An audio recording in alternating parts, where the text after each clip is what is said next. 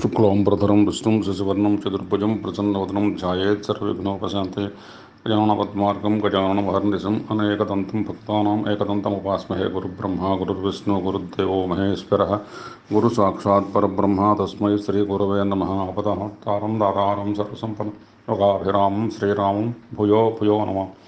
हनुमाञ्जनासोनखवायुपुत्रो महाबलः रामेश्चः फल्गुणसखः पिङ्गाक्षो अमितविक्रमः उदधिक्रमणः स्वयं सीताशोकविनाशकः लक्ष्मणः प्राणदाता दशग्रीवस्य दर्पः द्वादशैतानि नामानि कपीन्द्रस्य महात्मनः स्वापकाले पठे नित्यं यत्र काले विशेषतः तस्य मृत्युभयं नास्ति सर्वत्र विजयी भवेत्। सर्वमङ्गलमाङ्गल्ये शिवे सर्वार्थसाधिके शरण्ये त्र्यम्बके देवी नारायण नमोस्तुते। शंभो महेश करुणामय सोलपाणे गौरीपते पशुपते पशुपासनासन काशीपते करुणय जगदे तदेकस्तंभं शिवाभ्यर्थास महेश्वरोस् शन्ताकारं भुजगशयनं पद्मनाभं सुरेशं स्वाकारं गगनसदृशं मेघवर्णं शुभांगं लक्ष्मीकान्तं कमलनयनं योगिर्जानगम्यं वन्दे विष्णुं भवभयहरं सर्वलोकैकनाथं। ఇవాళ మనం 7వ రోజు భాగవత మరి ఆ మహాభాగవతంలో ఉన్నటువంటి కొన్ని విషయాలని కొన్ని ఘట్టాలని మనం శ్రవణం చేసుకుంటూ ఉన్నాం. మిత్రులకి శ్రేయోభిలాషులకి ఆప్తులకి హితులకి సన్నిహితులకి బంధువులకి అందరూ కూడా నా శుభాకాంక్షలు. నన్ను ప్రోత్సహించిన వారందరూ కూడా శుభాశిస్సులు. భగవంతుడు విష్ణుమూర్తి కృష్ణ భగవానుడి యొక్క అఖండ కరుణాకటాక్షాలు మీకు అందరికీ అందాలని కోరుతూ మనం గజేంద్ర మోక్షం ఘట్టం చెప్పుకుంటున్నాం. గజేంద్ర మోక్షంలో గజేంద్రుడు మరి ఎంతో అక్కడ మడుగులో మకరి వారి నుండి తప్పించుకోలేక నానా గోలాపడుతూ చివరికి చిక్కి సెలివైపోయి తర్వాత భగవంతుని విష్ణుమూర్తిని తదేక దృష్టితో ప్రార్థిస్తూ అనేక కోణాలతో స్పృశిస్తున్నాడు. అప్పుడు భగవానుడి విష్ణుమూర్తి వెంటనే బయలుదేరి అలా వైకుంఠపురంబులో నగరిలో ఆ మూల శోధంపు దాపల మందార వనాంతరామృత స్థిర ప్రాంతేందు కాంతోపలోత్పర పర్యంక రమా వినోదేవు ఆపన్న ప్రసన్నుండు విహల నగేంద్రంబు పాహీ పాహీ అన కుయ్య అలంచి సన్నభుయే. ఇంకా వెంటనే రావడానికి సనరుద్రుడేట ఉన్నాడు. సిరికించెప్పడు శంఖచక్ర యుగం చేదోయి సంధింపడు ఏ పరివారంబును చేర అభ్రగపతిం పన్నెంపడు ఆ కర్ణికాంతర రమిల్లమ్ము చక్కనొత్తడు వాద పురోత్థిత శ్రీ కుచో పరిచయలాంచములైనను వీడడు గజ ప్రాణోవనోత్సాహి అయి. అంటే దానిని గజేంద్రుడి ప్రాణం రక్షించాలని చెప్పి వెంటనే బయలుదేరి ఎవరికీ చెప్పకుండా శంఖచక్రాలు కూడా ధరింపకుండా అనుచరులు ఎవరిని పిలవకుండా పక్షరాజుని గరుడిని కూడా సిద్ధపడమని చెప్పకుండా చెవుల వరకు చాలు అనేటువంటి జుత్తులను సరించుకోకుండా అంతేకాదు తన వ్రేళ్లకు చుట్టుకునున్న మరి శ్రీదేవి యొక్క పైటి చెంగును కూడా విడిపించకుండా అట్లాగే వడివడిగా ఆకాశ మార్గం నుంచి వస్తున్నాడు. వస్తుంటే అప్పుడు ఎవరెవరు వస్తున్నారంటే మరి తన వెంటన్ సిరి లచ్చి వెంటన వరోధ వ్రాతము దాని వెనుకన్ పక్షేంద్రుండు వాని పొంతను ధరు కౌముదిక శంఖచక్ర నికాయంబును నారదుండు ధ్వజని కంతుడు రావచ్చి రొయ్యన వైకుంఠపురంబునం కలుగురు బాలగోపాలం అందరూ వస్తున్నారు. తన వెంటన్ సిరి లచ్చి వెంట నవరోధం వ్రాతము దాని వెనుకను పక్షీంద్రుడు వాని పొంతను దన కౌమదకి శంఖచక్ర నికాయంపును నారదుండు ధ్వజనీకాంతుడు రావచ్చి రొయ్యన వైకుంఠపురంబునం కలుగు వారు ఆమాల గోపాలము. అందరూ శ్రీహరి వెంట శ్రీదేవి లక్ష్మి ఆవిడ వెంట అంత పూర్లో స్త్రీజనం వారి వెంట గరుత్మంతుడు వాడి వెనక మరి ధనుస్సు కౌముది గద సుదర్శన చక్రం అవన్నీ వస్తున్నాయి. శంఖం కూడా వస్తుంది. ఆ వెనక నారదుడు మరి ఆ పక్కన ధ్వజనీకాంతుడు బయలుదేరాడు.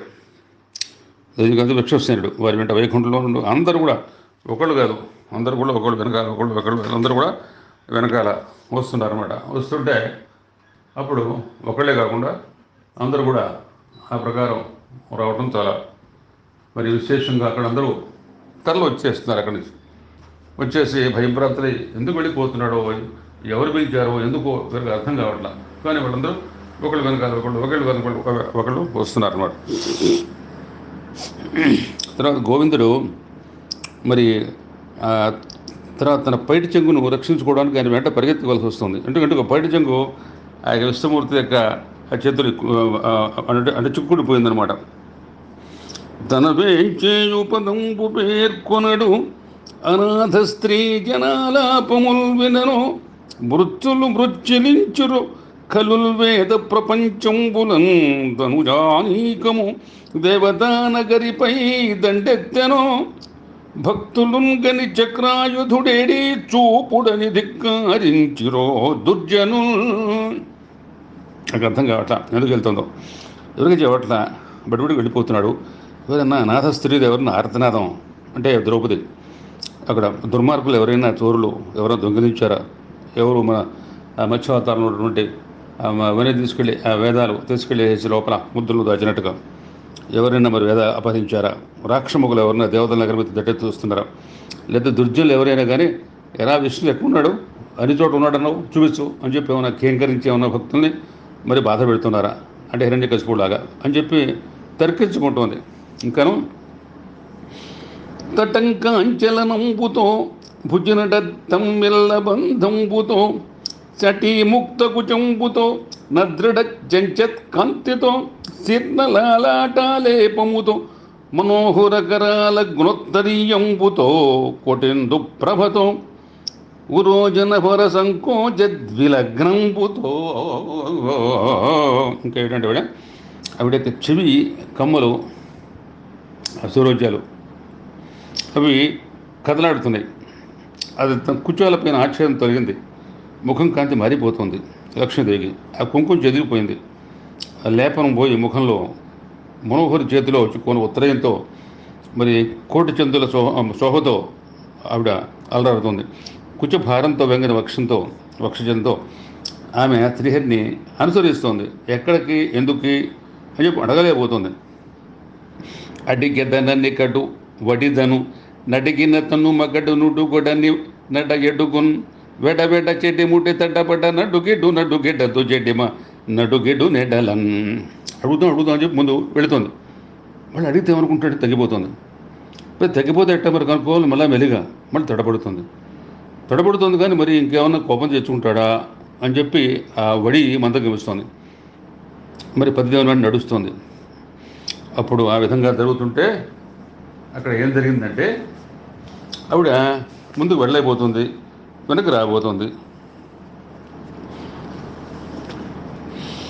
వెను వీధిందనుదేర కంచిరమరుల్ విష్ణు సురారాతి జీవన సంపత్తి నిరాకరిష్ణు కరుణావర్ధిష్టు యోగీంద్రహుద్వనవర్ధిష్టు సహిష్టు భక్తజన బృంద ప్రాభవాలాంకరిష్ణు నమోఢలోపలి సత్యిందిరా పరిచరిష్ణు జిష్ణు రోజిష్ణుని.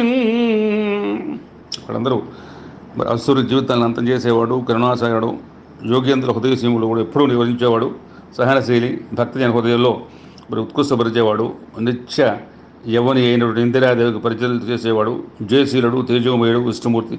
ఆకాశవిత్తులు వస్తుంటే దేవతను చూచి వెంటనే వచ్చేటువంటి అందరినీ చూచారు.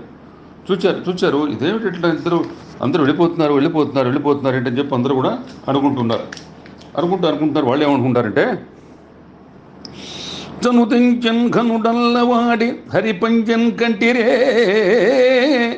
లక్ష్మి శంఖ నినాదం పడి చక్రమల్లదే భుజంగధ్వంసియున్ వాడే క్రమనయే తెంచెనటంచు వేల్పులు నమో నారాయణయేతి నిస్వనులై మృక్కిరి మింట హస్తిదుర వస్తాన క్రిక్రికిం చక్రికిం హస్తిదురవస్థాన వక్రికిం చక్రికిన్. వాళ్ళు చూశారు, వెనకటం చూశారు, లక్ష్మి చూసారా, సంగ్రహాన్ని చూసారా, అదిగో అదే సుదర్శన చక్రం, అదిగో అక్కడే గరుత్మంతుడు కూడా వస్తున్నాడు, చూడండి దివ్యదర్శనం మనకు అందిందని చెప్పి దేవతలు అందరూ ఓం నమో నారాయణ నమో నారాయణ అనుకుంటున్నారు. అందరూ విష్ణుమూర్తి మొక్కారు. గజేంద్రుడిని రక్షించాల్సిన శ్రీహరి దేవతల నమస్కారం కూడా గుర్తించాల. మనోవేగంతో పోయి కొన్ని దూరంలో సున్సుమార చక్రాన్ని పోలినట్టుది, కిన్నరేంద్రుడు భాండాగారం వంటిది, భాగ్యవంతుడు ఐశ్వర్యం వంటిది, వైకుంఠ బరువునందుండు కమలాలతో ఉన్నది, సంసార చక్రం వలె ద్వంద్వంతోనూ మరి పాప పంక్తులతో కూడినదేనే ఆ కలువల సరస్సును గాంచాడు. కరుణా సింధుడు సౌర్యవారి చరము ఖండింపగా పంపెన్ సత్వరిత కంపిత భూమి చక్రము మహోద్యద్విస్ఫులింగచ్చటా పరిభూతాంబర శుక్రము బహువిధ బ్రహ్మాండ భాండఛంటాంతర నిర్విక్రము పాలితాఖిల సుధాంధ చక్రము. కరుణాసాగరుడైనటువంటి శ్రీహరి మకర్ని ఖండించడం కోసం తన సుదర్శన చక్రాన్ని పంపించాడు. ఆ చక్రం ఎట్లాంటిది? అది సాధుజనులు రక్షిస్తూ ఉంటుంది, భూమండలాన్ని ఎప్పుడు కంపింపజేస్తూ ఉంటుంది, వాయువేగంతో ఉంటుంది, అగ్ని గడాలతో ఆకాశాన్ని చుట్టూ వేస్తూ ఉంటుంది, బ్రహ్మాండ భాండాలను కాంతి పుంజాలతో నింపి వెళ్తావు. దానికి తిరుగులేదనమాట. మహోద్యత్ దుస్ఫులింగచ్చటా పరిభూతం పరశుక్రమున్ బహువిధ బ్రహ్మాండ భాండఛటాంతర నిర్విక్రము ఫలితాఖిల సుధాంధచక్రమున్. ఆ దివ్యచక్రం సూర్యకాంతో సరస్సులో ప్రవేశించింది. నీటిని కలచివేసి బుడబుడ ధ్వనులు నిండిపోగా దుష్ట జలచరం మకరుండు ఉండేటువంటి తావునికి శీఘ్రంగా వెళ్ళిపోతుంది, లోపలికి దూసుకు వెళ్ళిపోతుంది అనమాట. దూసుకుని వెళ్ళిపోతూ ఎట్లా ఉంది? భీమంపై తల దృంచి ప్రాణములు వాపెన్ చక్రమా సుక్రియన్ క్షేమాక్ష్మాధర దేహమున్ చకిత వన్యేభేంద్ర సంతోహమున్ కామక్రోధన గేహమున్ కరటి రక్తస్రావగాహంబు నిస్సీమోత్సాహము వీత దాహము జయశ్రీమోహమున్ గ్రాహమున్. ఆ చక్రం భయంకరంగా బాణం వలే పోయింది. ఆ మకరి తలను తురించి ప్రాణాలను పోగొట్టింది. ఆ మకరం మేరు పర్వతాల నాటి దేహం కలదై కామక్రోధాలకు నిలవై ఏనుగులు మంతకు భీతిని కల్పించి ఇప్పటిదాకా గజేంద్రుడు రక్తస్రావంతో మరి ఆ యొక్క మడుగంతా కోళ్ళంతా కూడా మునిగిపోయి తాపాలను చల్లార్చుకొని అంతనే ఉత్సాహంతో విజయకాంక్షతో విజృంభించిదై ఉందనమాట ఆ మకరి. అట్టి మకరిని చక్రంతో తుంచాడు శ్రీహరి. అప్పుడు మరి భీమంపై తల తుంచి ప్రాణముల పాపెన్ చక్రమా సుక్రియన్ యమక్ష్మాధర దేహమున్ చకిత వన్యేభేంద్ర సంతోహమున్ కమక్రోధనహేహమున్ కరటి రక్తస్రావ గాహంబు నిస్సీమోత్సాహము వీతదాహము జయశ్రీ మోహమున్ గ్రాహమున్. మరి ఆ మకర తలతో వచ్చేసింది. తర్వాత కామక్రోధాలకు నిలయంగా ఉంది. అక్కడ రక్తస్రావంతో నిండింది బడుగు.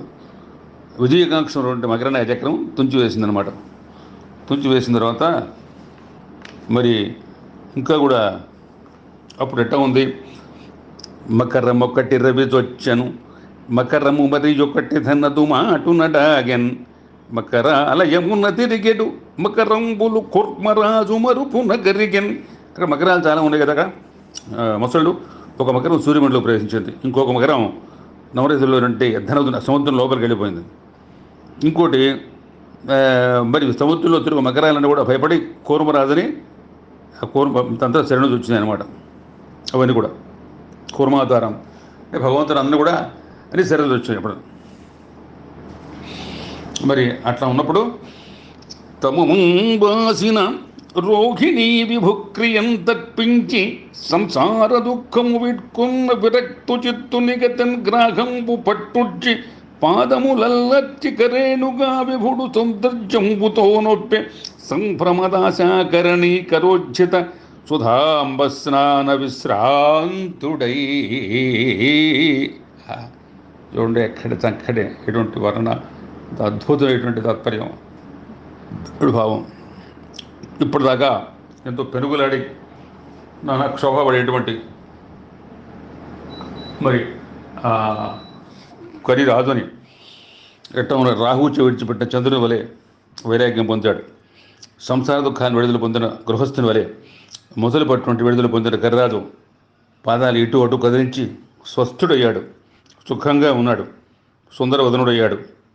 అప్పుడు అప్పుడు ఉన్నట్టు 6 ఏడుగులు ఉన్నాయి కదా, అవి కూడా ఆనంద బాష్పాలు రాస్తున్నాయి. అవి చూస్తూ ఇప్పటిదాకా మరి కరిరాజు గజేంద్రుడు ఎంతో బాధతో సంక్షోభంలో ఎంతో క్షోభతో లోపల అట్టుమిట్టాడుతూ ఏం చేయాలి అర్థం కాక చివరికి ప్రాణాలు ఇంకా పోయినాయి. ఇంకా 1000 సంవత్సరాల పాటు మగరతో పోరాడి పోరాడి తన శరీరం చిక్కిపోయి శల్యమైపోయి శిథిలమైపోయి కురింగిపోయి నశించి ఇంకా చివరికి పతనావస్థలో జరిగినప్పుడు ఆ మోక్షం శ్రీమన్నారాయణ విష్ణుమూర్తి వైకుంఠంలో నుంచి వచ్చి చక్రాన్ని పంపించి ఆ మకరిని సంహరింపజేసి స్వస్థ చేసేటప్పటికల్లా ఆడ ఏనుగులు చక్కగా స్నానం చేయించినాయి, సేవలు చేసినాయి. అట్ట విశ్రాంతుడి అనమాట. పురించన్ హరిపాంచజన్యము కృపం భూరాసి సౌజన్యము భురిద్వాన చలాచలీకృత మఘాభూత ప్రైజన్మం సరోదారసిత ప్రభాచకిత పర్జన్యాదిరాజన్యము ధురీభూత విపన్న దైన్యమును నిర్దూత ద్విషత్సైన్యము. అప్పుడు వెంటనే శ్రీహరి పాంచజన్య చక్రాన్ని పూరించాడు. ఆ శంఖం ఎట్లా ఉంటుంది, కరుణార సముద్రం నుండి సౌజన్యాన్ని ప్రసవింపజేస్తుంది. ఆ ధ్వనిచే పంచమహాభూతాలు చైతన్యవంతులై చలనం పొందుతాయి. దాని యొక్క తేజస్సుతో ఇంద్ర వరుణాది లోకాలు కూడా ఆశ్చర్యపరుస్తాయి. ఆపదలో ఉన్న వారికి భయం తొలగిస్తాయి, శత్రు సేనల్ని పరాదలుతాయి. ఇంకా ఆ సమయంలో ఎట్లా ఉందంటే మొరసన్ నిర్జనదుంధువుల్ జలరుహామోదంబులై వాయువుల్ తిరిగిన్ పువ్వుల వానజల్లు కురిసెన్ దేవంగనాలస్యముల్ పరగెన్ దిక్కులయందు జీవజయ శబ్దధ్వానముల్ నిండె సాగరము పొంగె తరంగ చుంబిత నభోం గంగాముఖాంభోజమై. దేవదుందుపును బృగరి కమలాలు మరి తలంతా ఆడుచున్నట్లుగా చక్కటి వాయువులు పెలగాలు వచ్చినాయి. పువ్వుల వాన కురిసింది. అప్సరసలు నృత్యం చేసి సాగారు. జయధ్వనాలతో దిక్కులు నిండిపోయినాయి. ఆకాశంలో అంటినట్లుగా అలలుతో మరి సముద్రం ఉప్పొంగిపోయిందన్నమాట. తర్వాత అప్పుడు నిడు దజ కుకేల గజమును మడుమును బిడ్డలంగతికి చెమద జలరేఖల్ తెడచమెల్లన్న పుట్టుకుచు నుడిపెన్ విష్ణుండు దుఃఖముర్వీనాథ. మరి గజరాజు భాగ్యం ఎట్టా ఉందంటే ఆ పొడవైనటువంటి తొండాన్ని పట్టుకున్నాడు శ్రీహరి. గజేంద్రుడు మడుగు నుండి బయటికి తీశాడు. కారిన మదజల రేఖలను తుడిచాడు, చేత్తో నిమిరాడు. దాని బాధని దుఃఖాన్ని మరి పోగొట్టాడు. అట్లాగే మరి నెమ్మదిగా పైన శరీరం అంతా కూడా మరి ఆ ప్రకారంగా మరి అంటే దానికి ఉన్నటువంటి పూర్వజన్మ బాగా సుకృతఫలం అన్నమాట. అందుకని శ్రీహరి యొక్క కరస్పర్శించే దేహదాపం తొలగిన వాడే గజేంద్రుడు. మరి తర్వాత ఆడేగుల సమూహంతో ఘంకార శబ్దంతో కలుసుకున్నాడు. తొండము తోకరణులను నిమురుచు శ్రీహరిని అనుగ్రహించే గజపతి మునుడు వలె అనురాగంతో గ్రహించాడు అని చెప్పి ఇంకా అప్పుడు చెప్పాడనమాట సుఖ మహర్షి. పరీక్ష మహారాజు చెప్తున్నాడు, మహారాజా, దేవల ఋషి యొక్క శాపం నుండి విముక్తుడైన మకరానికి కూడా శాపం ఉంది. అంటే మొసలకు కూడా తన మొసల రూపం విడిచింది. పూర్వపు ఊహు నామగంధర్వ రూపం పొందింది. నిర్మలుడే శ్రీహరి అధిభక్తో మీరు కీర్తించి గీతాలు పాడింది. ఆ భగవంతుడి కృపను పొంది పాపాలను పోగొట్టుకుంది. దేవల మహర్షి ఒకసారి అక్కడ ఆ సరస్సులో ఆయన తపజపాలో ఉన్నాడు. హుహు గంధర్వుడు తన మరి ఆ భామలతో అక్కడ దాంట్లో స్నానం చేస్తున్నాడు. లోపల స్నానం చేస్తూ కొద్దిగా వెటకారితనంగా ఆ యొక్క దేవల మహర్షి యొక్క పాదాన్ని ఇట్లా పట్టుకొని అట్లా గుంజాడు. చూసేటప్పటికల్లా ఊహు గంధర్వుడు వెండి శాపం పెట్టాడు. నువ్వు ఇక్కడ మొకరిలాగా ఈ సరస్సులో పడి ఉంటావు, ఓ పెద్ద కొండ పర్వతంలా. నువ్వు చేసిన పరిగెట్టేటప్పటికల్లా పశ్చాత్తాపడ్డాడు. అప్పుడు చెప్పాడు, నీకు కాలాంతరంలో హరి చక్రం ఒక గజేంద్రుడు ఇక్కడికి వస్తాడు. అప్పుడు నువ్వు గజేంద్రుని పట్టుకుంటావు. హరి చక్రంతో నీ యొక్క మరి నీకు స్పర్శ తగులుతుంది. అప్పుడు నువ్వు ఖండించబడతావు. మళ్ళీ ఇప్పుడు నీ రూపం వస్తుంది యథాప్రకారంగా అని చెబుతాడు. తర్వాత ఇక్కడ ఏంటంటే గజేంద్రుడు శ్రీహరి కరసపరిచే అజ్ఞారహితుడి మళ్ళీ విష్ణు రూపంలో వెలిసేసి వైకుంఠం వెళ్ళిపోయాడు. ఈ గజేంద్రుడు ఎట్టా ఉన్నాడంటే పూర్వజంలో ఇంద్రజిమునుడు అనేటువంటి ద్రవిడ దేశరాజు. అతడు అత్యంత పుణ్యశీలుడు, వైష్ణవ శ్రేష్ఠుడు, వైష్ణవ భక్తుడు. ఒక మహాపర్వత శిఖరంపై కూర్చుని మౌనవ్రతం స్వీకరిస్తున్నాడు. అప్పుడు సర్వాత్మ నారాయణ విశేషంగా పూజిస్తున్నాడు. ఒక రోజున మహావిష్ణువు ధ్యానిస్తున్నాడు. అతనికి మరి అగస్త్య మహర్షి వచ్చాడు ఆ ప్రదేశానికి. అతడికి వచ్చినప్పుడు గల రాజు ఆ ధ్యానంలో ఉన్నాడు. విష్ణుమూర్తి తదేక దృష్టిలో ప్రార్థిస్తున్నాడు. యోగంలో ఉండి గ్రహించాలి అగస్త్య మహర్షిని.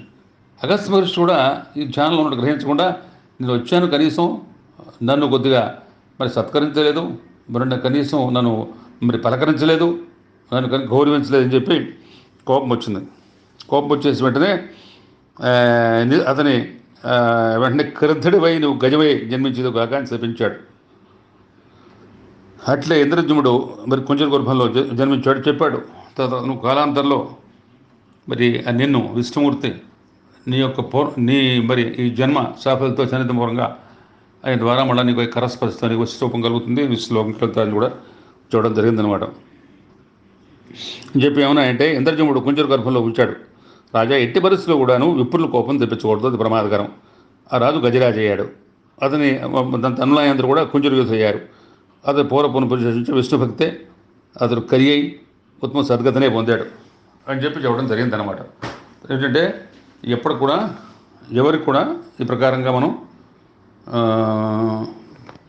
తర్వాత కోపం తెప్పించకూడదు అనమాట. కోపం తెప్పిస్తే ఏమవుతుందంటే వాళ్ళకి కర్మతంత్రుడకు చుకమలక్షుచు ఉభయనియత వృత్తి ఉండెనేని చెడును కర్మమెల్ల శిథిలమై మెల్లన ప్రబలమైన విష్ణు భక్తి చెడదు. మరి కర్మలు చేసేవాళ్ళు విష్ణుని భక్తితో గురిస్తే, కర్మభక్తి రెండింటితో ఆచరిస్తే అతని కర్మం క్రమంగా శిథిలమైపోతుంది, కానీ మరి ఆ ప్రబలమైనటువంటి విష్ణు భక్తి మాత్రం నశింపదు. అట్లాగే చెడు గరులు హరులు ధనములు చెడుదురు నిజ సత్తులను సుతులు చెడు చెన్నలటులు చెడకమును నిరసుకుణులకు చెడని పదార్థములు విష్ణు సేవా నిరతులు. ఏనుగులు గుర్రాలు ధనాలు అన్నీ కూడా నశిస్తాయి. నిజ సత్తులు సూతులు అందరూ కూడా నశిస్తారు. సంపూర్ణ సుగుణవంతునికి నశించకుండా ఉండేది ఏంటంటే ఒక విష్ణు సేవా నిరతులు మాత్రమే. విష్ణు భక్తి ఉన్న వాళ్ళకి ఏమీ నశించదు, వాళ్ళు మాత్రం శాశ్వతంగా విష్ణు భక్తితోనే ఉండిపోతారు. ఇది చాలా విశేషం అనమాట.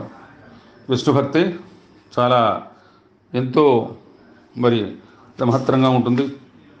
విష్ణు భక్తితో వాళ్ళు మరి మహాభాగ్యశాలిగా ఉంటారన్నమాట.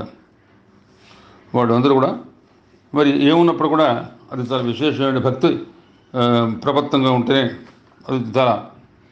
దాని తర్వాత భక్తరక్షణ కార్యం ముగిసిన తర్వాత పరమేశ్వరుడు మరి ఏమిటంటే ఇది భక్తులకి మరి పరంపరలతో భక్త రక్షణ చాలా ఉదాత్త అనమాట.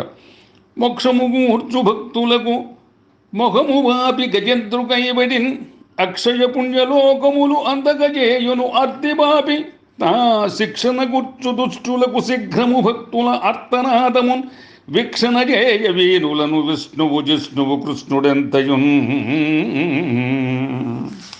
ఆ ప్రకారంగా ఎవరికైతే ఆ భక్తి మరి ఇదిగా ఉంటుందో వాళ్ళని మరి ఎప్పుడు కూడా వాళ్ళని ఆ భగవంతుడు కాపాడుతుంటాడు. తపమును చేయు దేవల మన్య ఋషీశ్వర శాపమంతియున్ నెపము ఊహూయు గంధర్వు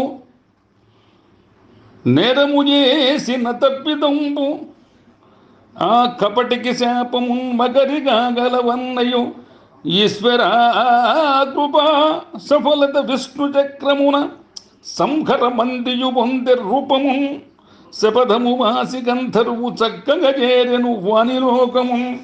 మరి ఊహు గంధర్వుడికి ఆ ప్రకారంగా ఆ దేవల మహర్షి ఇచ్చినటువంటి శాపం మూలంగా శాపం అయిపోయిన తర్వాత మరి మళ్ళా యథాస్థానంగా తన లోకానికి వెళ్ళాడు. గత జన్మంబున పూర్వ పుణ్యకరి సద్గమ్యంబు మోక్షంబున్ జతగాతామకరంబు గంధర్వుడై శాపంబు వైమోచనం వెతలం వాసి గజేంద్రు విష్ణుకథనం విష్ణుండుగా ధన్య స్వస్థతులం పొందెను చేరి విష్ణుపురి సత్సంగంబు భక్తిత్వము మదిలో మాగరి విష్ణుగీతికిలతో మర్లెన్ స్వస్థానము. ఆ కరి కూడా విష్ణుగీతికలతో మరి స్వస్థానానికి మరలింది. మకరి కూడా మత్సలు కూడా అట్టగే మరి ఆ గజేంద్రుడు కూడా మరి విష్ణుమూర్తిగా ఇంద్రజిమ్నుడుగా పూర్వజన్మలో ఉండి మరి అగస్త్య మహర్షి శాప కారణంగా మరి ఈ జన్మలో గజేంద్రుడిగా ఉండి విష్ణు భక్తి కూడా వదిలిపెట్టకుండా మహత్తరైన భక్తితో తను మరి ఆ విష్ణు భక్తే కాపాడి 1000 సంవత్సరాలు మరి ఎంతో ఘోర యుద్ధం చేసినా కానీ అతని వల్ల కాల. తర్వాత భగవంతుడు సాక్షాత్ శ్రీమన్నారాయణుడే ఆ మొర ఆలకించి తక్షణానికి వచ్చి మకరిని చంపి కరిని కాపాడి కరిని స్పర్శించి విశ్వరూపించి వైకుంఠపురానికి తీసుకెళ్ళి కూడా ఇది చాలా విశేషంగా మనకి ఆకర్షణ. తర్వాత ఏంటంటే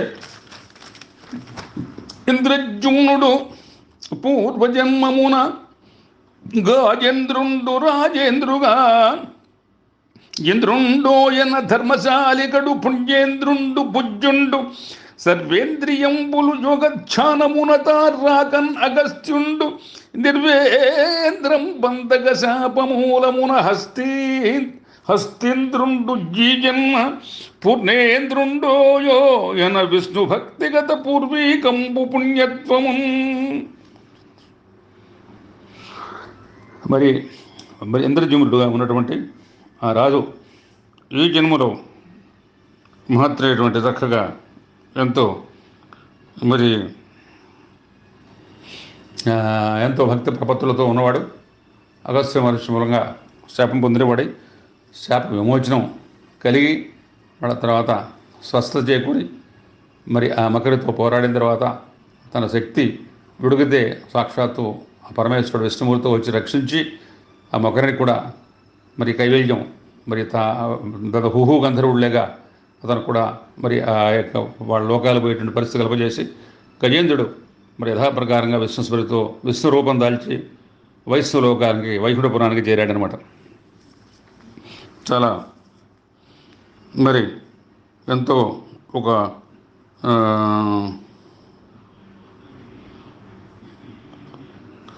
అది మహత్తరం ఏంటంటే మనకి జన్మాంత సుకృత ఫలం మూలంగా ఇవన్నీ కూడా రావడం అనేది చాలా విశేషం అన్నమాట. విశేషమైనటువంటి ఎన్నో మరి పూర్వజన్మ సుకృత ఫలం ఉంటే కానీ ఇటువంటి చేయకూడదు. మరి ఆ గజేంద్ర మోక్షంలో ఉన్నటువంటి మహత్తరం కూడా మనం విన్నాము. విన్న తర్వాత గజేంద్రుడు సాక్షాత్తుగా మరి ఆ గజేంద్ర మోక్షం తర్వాత ఇక్కడ ఏమిటంటే వీళ్ళంతా వెళ్ళిపోయిన తర్వాత అప్పుడు దీనులకు ఇయ్యాలింపను దీనుల రక్షింపమేలు దేవిన పొందన్ దినావనని కొప్పును దీన పరాధీన దేవా దేవా మహేశ. గజేంద్రుడు రక్షింపడ్డాడు. పిమ్మట తన వెంట వచ్చి లక్ష్మీదేవితో పరిహాసం ఆడుతూ విష్ణుమూర్తి, ఓ దీన పరిధాన దేవదేవ మహేష, దీనుల యొక్క మొరలు ఆలకించడానికి, వారు రక్షించడానికి, వారి స్తుతులు పొందడానికి దీనావన నీవే తగున్నావు స్వామి అని చెప్పేసి ఆ లక్ష్మీదేవి కూడా అంటుందన్నమాట. తర్వాత అప్పుడు మళ్ళా అన్న పరిహాసంగా అన్నాడు, బాలా నా వెంటను హేళన్ విను వీధి నుండి ఎతెంచుచు నీ చలాంచలంబు పట్టుడక్కాలోనే మంటి నన్ను నంబోజముకి.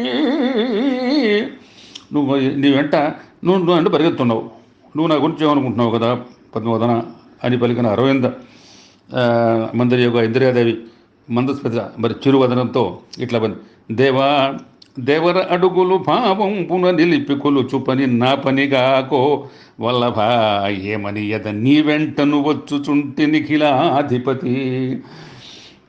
దేవా నీ అడుగులకి అడుగులెత్తు, నీ పాదపద్మం నడుస్తూ నీ చిత్తమందే నా యొక్క మనస్సు మరి ఎప్పుడు కూడా దృష్టి పెట్టుకుని నాకు వచ్చున నా ప్రాణేశ, అది నా ధర్మం.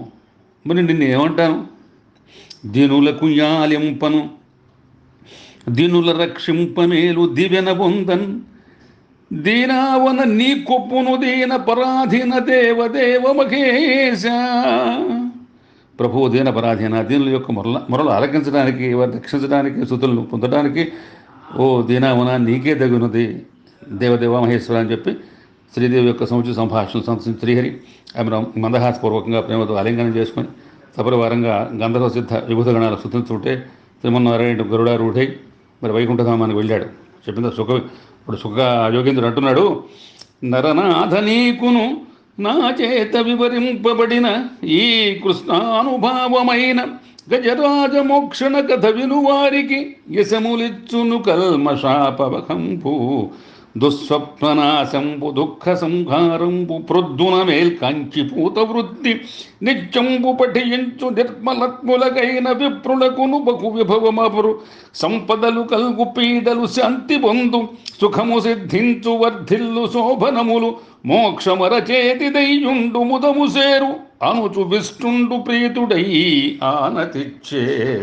ఇంకా ఏం చెప్పాడంటే మహావిష్ణువు చెప్తున్నాడు సుఖమహర్షి పరీక్ష మహారాజుతో, గజరాజు మోక్ష కథ వినేవారికి కీర్తి కల్మషాలు హరిస్తాయి, దుస్వప్నాలు నాశనం అయిపోతాయి, దుఃఖం తొలగిపోతుంది, ప్రాతకాలం మేల్కొని ఆ పుణ్యకర్మలు మరి చేసుకుని వాళ్ళు నిత్యం పఠిస్తే నిర్మలాత్మకు అనేక వైభవాలు కలుగుతాయి, సంపద కలుగుతాయి, పీడలు శాంతిస్తాయి, సుఖం సిద్ధిస్తుంది, శోభనం కలుగుతుంది, సంతోషం కలుగుతుంది, మోక్షం కలుగుతుంది. ఇది కాకుండా ఎవరైతే వేకుజంలో మేల్కొని నిశ్చల మనస్కులై శ్వేత దీపాన్ని మరి అట్టగే మేరు పర్వత గుహల్ని, వనాల్ని, లతాకుంజ దేవతా వృక్షాలని, అట్టగే మరి బ్రహ్మవిష్ణు మహేశ్వరుని, పర్వత శిఖాలని, సుదర్శన పాంచన్య కౌముదికని, కౌస్తుభాలని, శ్రీదేవిని, శేష వాసుకి గరుడుల్ని, ప్రహ్లాదాది నారదాది భక్తులను, ఋషులను, మత్స్య కూర్మ వరాహ అవతారాలను, ఈ అవతార కార్యాలని, సూర్యచంద్రాగ్నుని, మరి తర్వాత ప్రణవాన్ని, వేదాంగ శాస్త్రాన్ని, ధర్మతప సత్యాన్ని, గోబ్రాహ్మణ సాధు పతివ్రత జనాల్ని, గౌరీ, గంగా, సరస్వతి, కాళింది, సునందాది ప్రముఖ నదుల్ని, దేవతల్ని, కల్పవృక్షాలని, ఐరావతాన్ని, అమృతాన్ని, ధ్రువుణ్ణి, బ్రహ్మణ సముదాయాన్ని, మరి పుణ్యమూర్తులైన మానవుల్ని నిశ్చితులై స్మరిస్తారో వాళ్ళకి ప్రాణావసాన కాలంలో పవిత్ర స్థితి వాళ్ళకి సంభవించి ఏ బాధలు లేకుండా నిశ్చితత్వంగా నిర్మల చిత్తంతో ఎటువంటి కష్టాలు లేకుండా వాళ్ళ జీవితం చక్కగా వాళ్ళకి ఆ మానవ చరితార్థాలు పొందుతారని చెప్పి శంఖం పూరించి పక్షిరాజు అయిన గరుడుపై ఎక్కి నిష్క్రమించాడు అని ఇట్లా చెప్పి తర్వాత వైకుంఠధామానికి వెళ్ళిపోయాడు అనమాట. గజరాజమోక్షణంబును నిజముగా పఠించునట్టి నియతత్ములకున్ గజరాజవరదుడిచ్చును గజతురగస్యందనములు కైవల్యంబున్. ఈ గజేంద్ర మోక్షం శ్రద్ధగా ఉన్న వాళ్ళకి నిష్ఠాపలక శ్రీహరి ఆయన మరి రథ గజగ తురగాది సకల సంపదలే కాకుండా మోక్షాన్ని కూడా ప్రాప్తం చేస్తాడు అని చెప్పడం జరిగిందనమాట. ఇది మనం ఇంతవరకు గజేంద్ర మోక్షాన్ని మనం చెప్పుకున్నాం జరుగుతున్నాం. తర్వాత మనం మరి కూర్మావతారానికి వస్తూ వెళ్దాం. కూర్మావతారంలో మరి ఆయన ఏ ప్రకారంగా అక్కడ మరి కూర్మావతారంలో ఉండి మరి ఏ ప్రకారంగా మరి భక్తులను రక్షించాడు, అక్కడ మరి రాక్షసులకేను దేవతలకి వాళ్ళకి మరి ఏ ప్రకారంగా అమృతాన్ని పంచిచ్చాడో, ఏ ప్రకారంగా మహానుభావుడు తర్వాత మరి బలిచక్రవర్తి ఇంద్రుడు, బలిచక్రవర్తికి మరి ఇంద్రుడు మూలంగా దీని మూలంగానే మరి క్షీరసాగర మథనంలోనే తేడా వచ్చి వాళ్ళకి అమృతం రాకపోగా అప్పుడు మళ్ళా శుక్రాచార్యుడు మరి మంచి యాగం చేయించి మహాశక్తివంతుని చేసి మళ్ళీ బలిచక్రవర్తిని మన దాని తర్వాత స్వర్గంలో ఉన్నటువంటి ఇంద్రుని జయించి యాగాలు యజ్ఞాలు ధర్మాలు చేస్తుంటే అప్పుడు సాక్షాత్ వామనాథుడు వచ్చి బలిచక్రవర్తిని మరి దాన్ని ఇంద్రబదుని మరి ఇప్పించి 3 అడుగులు దానం కోరి ఆ దానంతో బలిచక్ర మరి మళ్ళీ అతని పాదాలను పంపించి ఆ ప్రకారం చేయడం జరిగిందనమాట. అందుకు మనం ఇప్పుడు కూర్మావతారాన్ని విందాం. ఒకనాడు దూర్వాస మహర్షి మరి ఇంద్రుడికి ఒక పూజ్యమైన ఒక పుష్పాలను ఇస్తాడు. ఇంద్రుడు దాన్ని నిర్లక్ష్యంగా దాన్ని ఐరావతం మీద పడేస్తాడు. ఆ ఏనుగు ఆ మాలని తన కాలి కింద తొక్కేస్తుంది. ఈ ఘోరమైన అపచారానికి మహర్షి మండిపడి శపించాడు. ఆ శాప ఫలితంగా ఇంద్రుడు సహా 3 లోకాల వాళ్ళు ఐశ్వర్యాన్ని, వైభవాన్ని, పౌరుషాన్ని కోల్పోతారు. రాక్షసులతో జరుగుతుండే యుద్ధాలతో దేవతలు అధిక సంఖ్యలో మరణించేవారు. దేవతలే తరచూ ఓడిపోయేవాళ్ళు. ఎన్ని యాగాలు చేసినా కానీ వాళ్ళకి పరిస్థితి ఏమి కూడా వాళ్ళకి మెరుగుపడలా. ఏం చేయాలో దిక్కుతోచల ఇంద్రుడు దేవతలు బ్రహ్మాదేవతలు వెళ్ళారు. బ్రహ్మ వీరందరూ తోడుకుని మరి గాఢాంతక తమస్సుకు వలనటువంటి ఆ విష్ణుమూర్తి దగ్గరికి వెళ్ళారు. అందరూ భగవంతుని ప్రార్థిస్తున్నారు. వారికి కూడా సాధారణంగా ఆయన దర్శనం దొరకదు. ఆ స్వామి కరుణించి సూర్యకాంతితో వాళ్ళకి దర్శనం ఇచ్చాడు. బ్రహ్మాదేవతలు దివ్య దర్శనం చూడలేక ఆశ్చర్యచకితులయ్యారు. ప్రభు, లోకాలన్నిటి నిండి ఉండి సర్వం తెలుసును నీకు మేము ఏమని వినియోగించగలవు? నీ పాదపద్మాల దర్శనంతో మాకు సర్వ శుభాలు కలుగుతున్నాయి అని చెప్పేటప్పుడు అన్నాడు, బ్రహ్మాదేవతలారా, నాకు మీ బాధలు తెలుసు, కానీ సమయం ఇప్పుడు అనుకూలంగా లేదు. ప్రస్తుతానికి మీరు కొంచెం అడిగి ఉండండి, రాక్షసుతో మంచిగా ఉండండి. మీరు పాల సముద్రాన్ని మధిస్తే అమృతం లభిస్తుంది. అక్కడ మందర పర్వతాన్ని కవంగా, వాసుకు సర్పాన్ని కవపు అడుగా వినియోగించాలి. దీనికి బలవంతులైన రాక్షసులు సహకారం కావాలి, ఎందుకంటే దేవతలు సరిపోరు. అందుకు వారితో సఖ్యంగా ఉండండి. సాగర మతంలో కొన్ని మంచి వస్తువులు వస్తాయి, వాటిని ఆశించొద్దు. విషం కూడా వస్తుంది, దానికి భయపడవద్దు, మీకు శుభం కలుగుతుందని చెప్పి పంపించాడు ఆ శ్రీమన్నారాయణ. దేవతలకు అప్పుడు రాక్షసాన్ని బలిచక్రవర్తి పట్ల స్నేహాన్ని కనపరిచారు.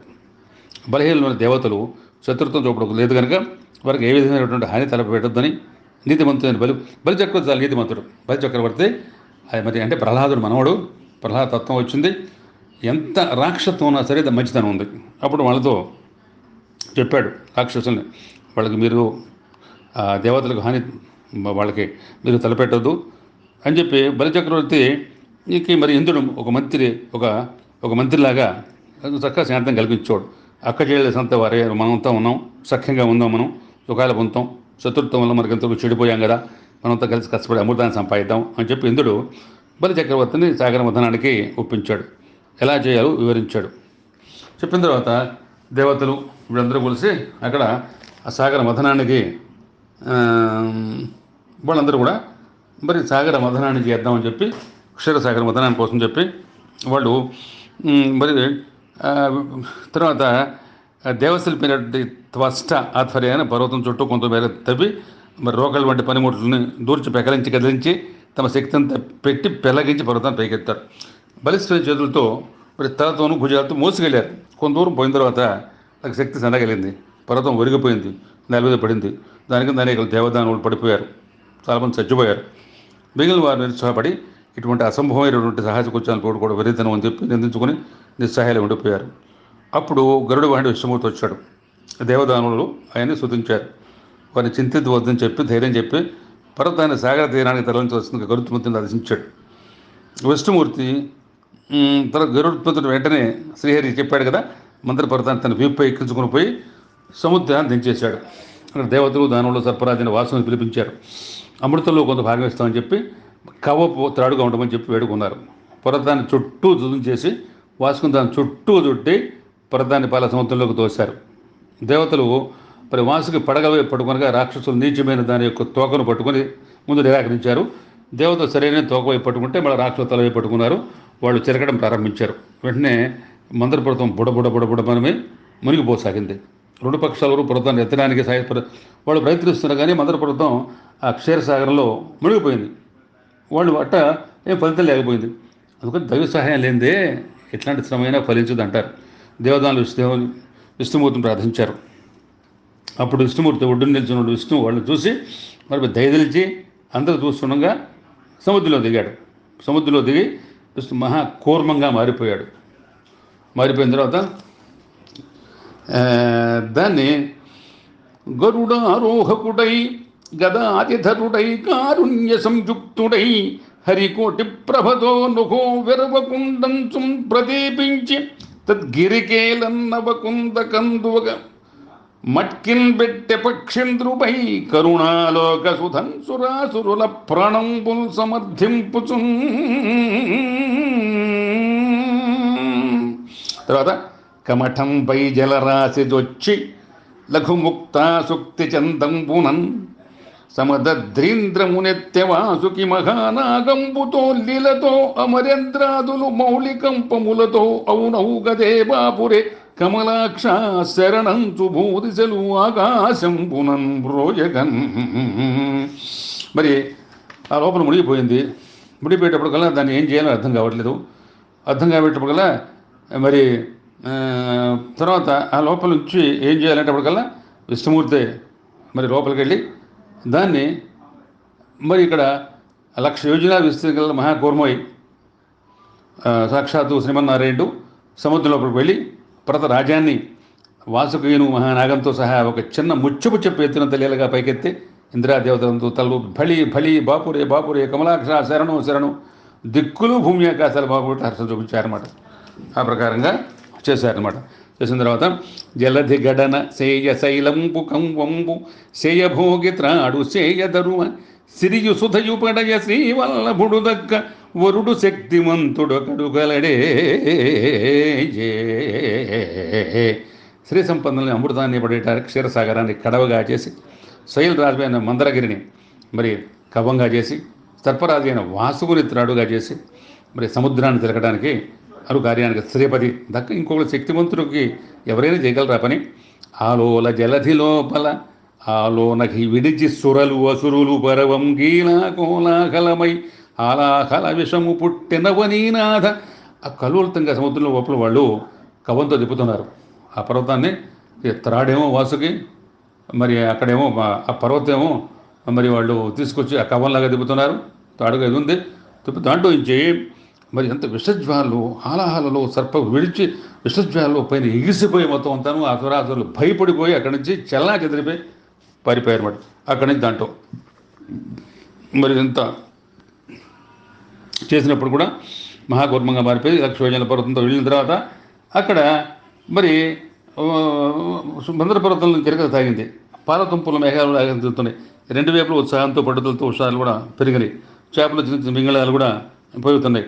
తర్వాత హాలాహలం పొగ అనే ఉడితో మరి చెటపడపడే నిప్పుకణాలతో దగదగ జాలతో అగ్నితో అడవులు మండిపోతున్నాయి, జీవరాశులు మాడిపోతున్నాయి, నదులు సముద్రాలు ఇంకిపోతున్నాయి, పర్వతాలు బద్దలైపోతున్నాయి, మూలోకాలు తల్లడిల్లిపోతున్నాయి. అకాల ప్రళయం సంభవించిందాం అన్నట్టుగా అందరూ భయభ్రాంతులు అయిపోయారు. బ్రహ్మాదేవతలు కూడా దిక్కుతోచగా అంత శివుని చెంతకు వెళ్ళారు. శాస్త్రాన్ని ప్రణామాలు చేశారు. ఇలాగా నిలించుకుంటున్నారు.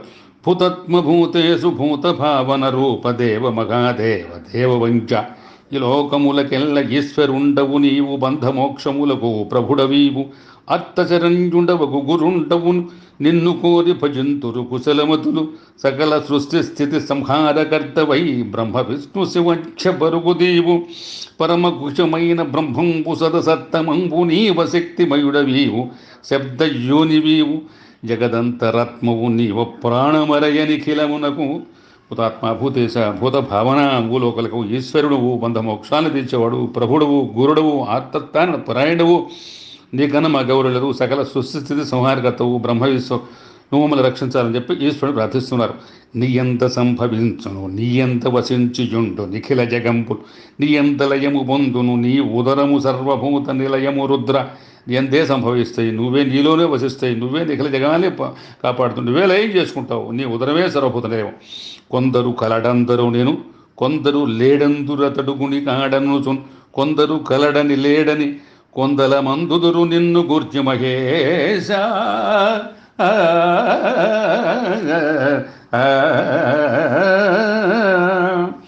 మరి ఫలాహరక్షముడు బ్రహ్మదేవతలు మహేశ నువ్వే శరణ్యం, కొందరు నువ్వు కలవంటారు, కొందరు నువ్వు సాకాడవే లేవంటారు, కొందరు నువ్వు మరి నువ్వు ఉన్నావో లేవో అని తెగమని చెప్తూ ఉంటారు. నీ యొక్క నిజత్వం ఎవరునూ తెలియగలరు మహేశ. మూడు మూర్తులకును మూడు లోకములకు మూడు కాలములకు మూలమగుచు ఖేదమగుచు నభేదమై ఒప్పారు బ్రహ్మమనగ నీవ పాలనయన. ఉతనేత్ర త్రిమూర్తులకు త్రిజగాలకు త్రికాలకు మూలమై ఉంటూ బాహ్యమైన విభేదాలు కల్పించిన వాస్తవానికి ఏకైక పరబ్రహ్మ అభేదత్వమే నువ్వు ఒప్పుతుంటావు. సదా సత్తత్వత్తచరాచర సదనంబకు నిన్ను పొగట జలజ భవాదుల్ పెదవులు కదులు వెరతురు వదలక నిన్ను పొగుట ఎంత వారము దేవా.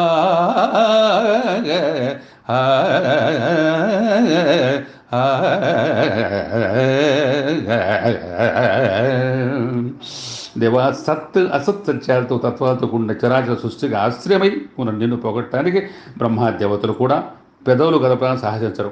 అటువంటి నిన్ను స్తుతించడానికి మీ అంతటి వారు అని చెప్పి ఇంద్రాదేవతలంతా ప్రార్థిస్తారు. ఇంకా ఏమో ప్రార్థిస్తున్నారు, నీకంటే ఒంటె రొంగము నీకంటే పరులు కావనేరరు జగముల్ నీకంటే ఒడయుడెంవడు లోకంబుల నెల్ల నిఖిల్ లోకస్తుత్య లోకబుజ్జ.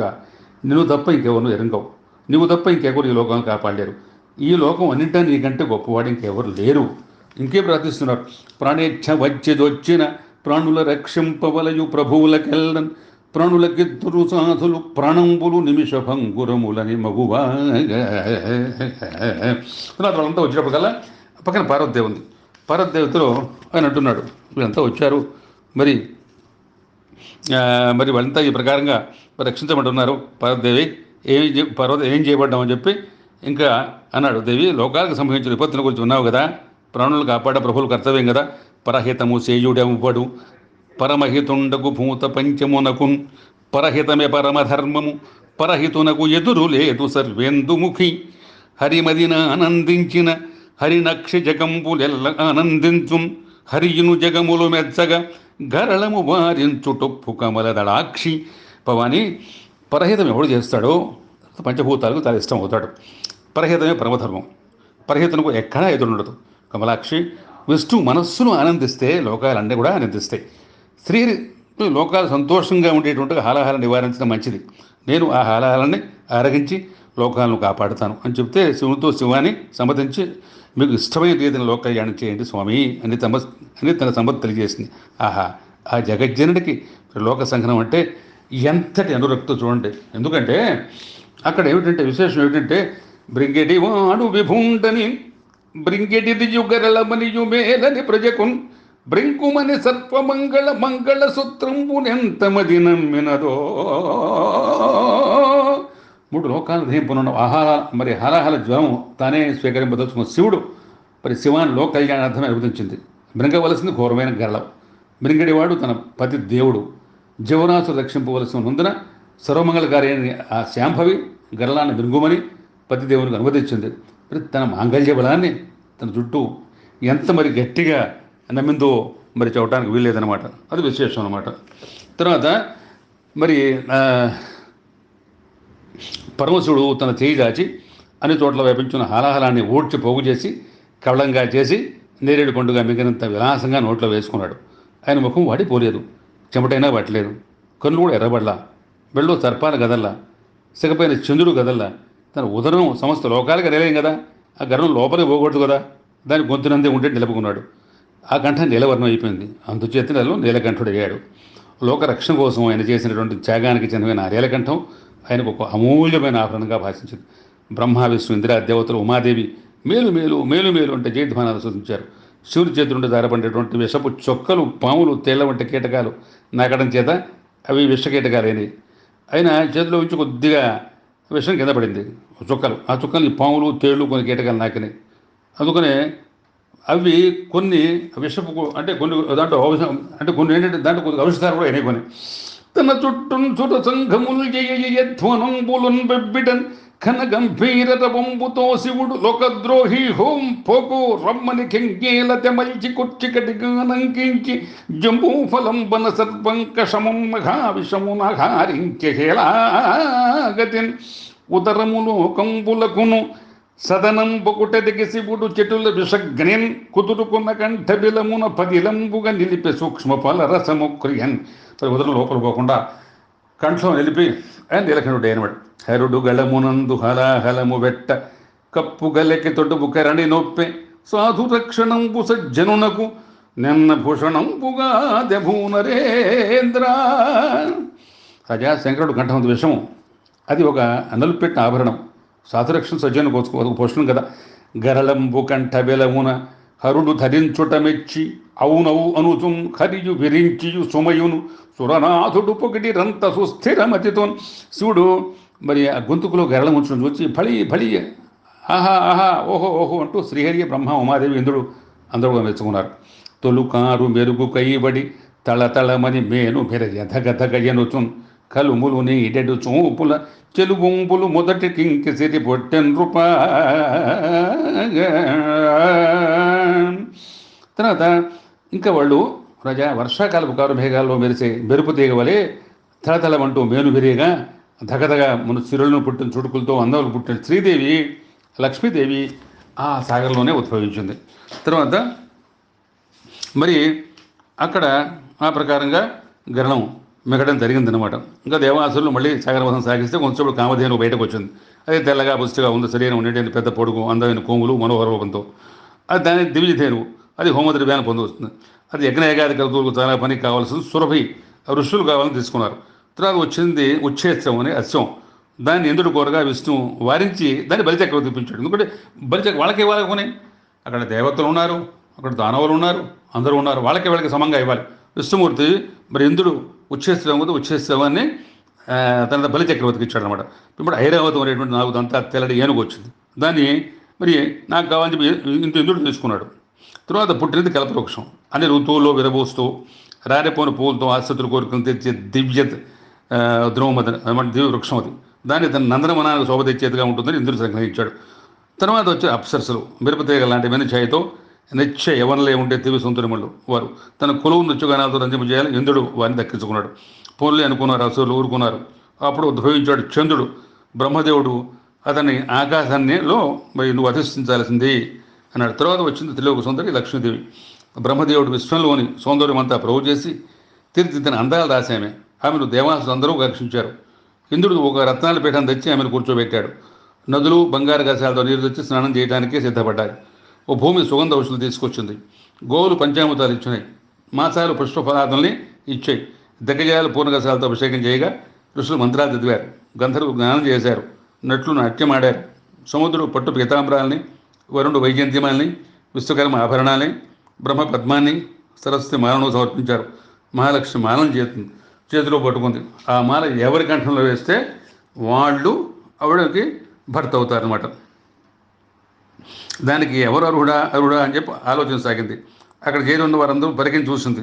ప్రతి వాళ్ళు ఏదో లోపం ఉంది. ఆమె గోచరించింది. అంటే కొందరు తపోతులైనా వాళ్ళకు క్రోధం ఉంది. కొందరు మహాజ్ఞాలైనా కానీ వాళ్ళు సంగమాన్ని వెళ్ళలేకపోతున్నారు. కొందరు సగుణ సద్గుణ సంపన్నులైన కానీ వాళ్ళు కోరికలు చేయించలేకపోతున్నారు. కొందరు నిష్ఠాగరిస్తులైన కానీ వాళ్ళకి దయాధర్మాలు లేవు. కొందరు రూపవంతులే కానీ వాళ్ళు మరి వార్ధక్యం చేయించలేకపోతున్నారు. కొందరు శక్తివంతులే కానీ వాళ్ళకి శీలం లేదు. ఈ విధంగా ఆమె ఎవరిని ఎన్నుకోలేకపోయింది. చివరికి తర్వాత అక్కడ భావించి ఒక మాటు బ్రహ్మాండమంతయు ఆటల బొమ్మరిలని తలంచు, పొలించి ఒక మాటు భువనంబులన్నీయు తన ఇంటిలో దొంతులని తలంచు, పఠించి ఒక మాటు బ్రహ్మాది సురలను తన ఇంటిలో బొమ్మలని తలంచు, గొనకని ఒక మాటు కుంభుని చక్రంబు నలవడ బొమ్మ పీటని తలంచు, తులసి ఒక్క మాటు సూర్యందు రోజుల అతడి దీపకళకిలని తలంచు, భామ ఒక్క మాటు భారతీ దుర్గల ఆత్మసకులటంచు ఆదరించు. ఆవిడకి విలాసం ఎట్టా ఉందంటే ఈ బ్రహ్మాండం అంతా కూడా ఒక బొమ్మరీలు అని భావిస్తుంది.